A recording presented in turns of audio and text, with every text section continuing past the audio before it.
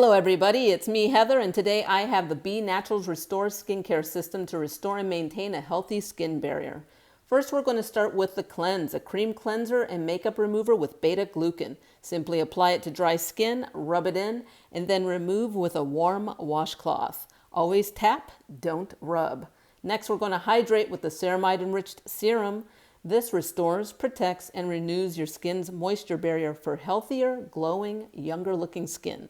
Simply apply 3 to 5 drops. I like to put 2 drops on each cheek and a drop on the forehead, and then just smooth it in. Look at that instant moisturized glow. Next, we're going to end with the Moisturize. This is the CoQ10 Serum with Retinol. This will repair, moisturize, and protect your skin. So there you have it, 3 simple steps for luminous skin from B Naturals.